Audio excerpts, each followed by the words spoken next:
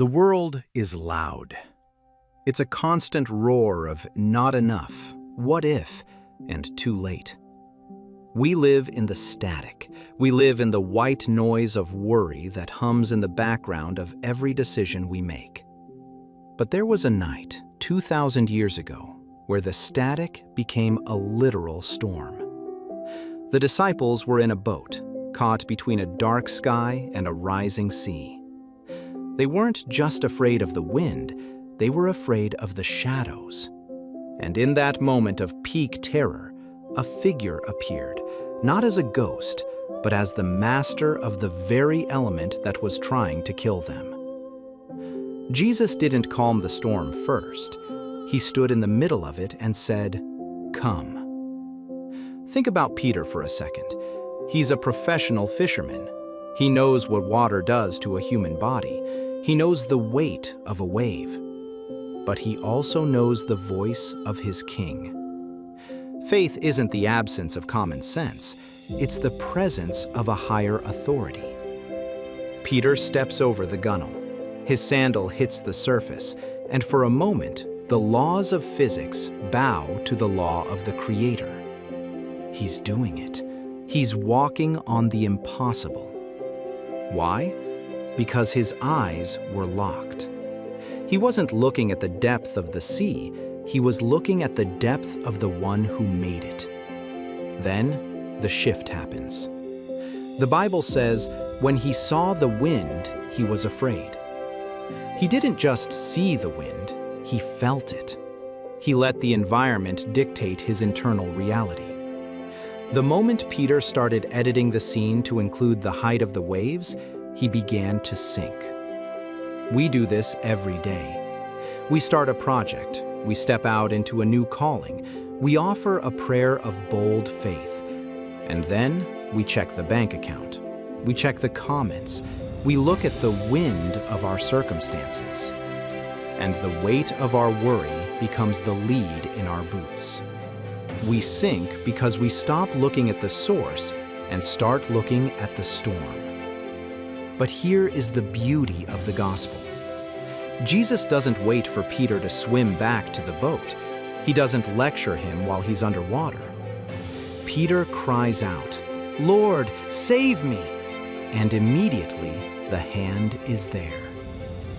If you are sinking today, if the static of your anxiety has become a deafening roar, know this: you don't have to be perfect to be rescued.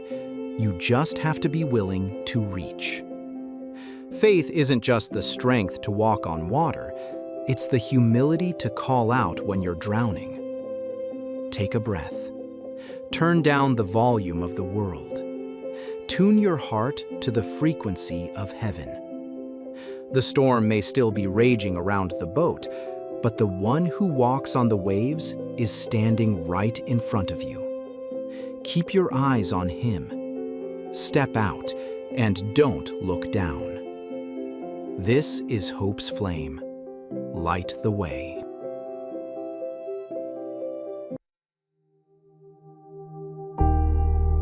The world is loud.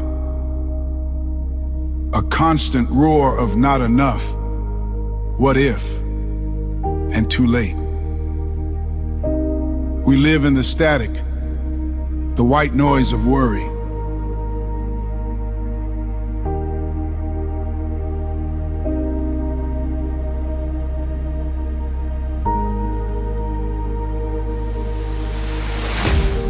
"2,000 years ago, a literal storm, a wooden boat between the dark and rising sea.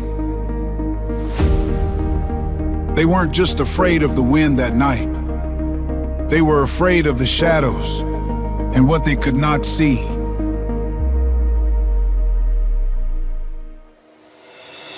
Then the figure in the fury said, "Do not be afraid." The master of the storm, on the very waves he made. He didn't calm the thunder, he stood inside the fight and called out through the darkness, "Come step into the light."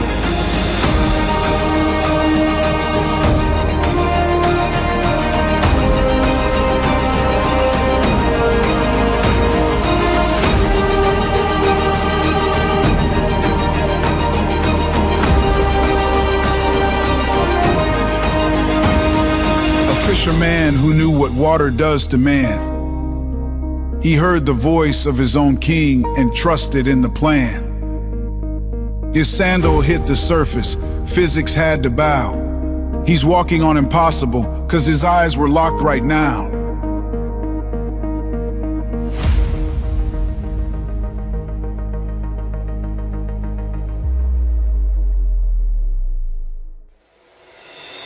But then the shift happens. He saw the wind and waves begin to rise. He let the world dictate the fear behind his eyes. The weight of worry laid inside his boots, sinking down because he looked away from the truth. Lord, save me! And immediately the hand was there. No lecture, just a rescue from despair. Face not just the strength to walk upon the sea, it's the humility to cry out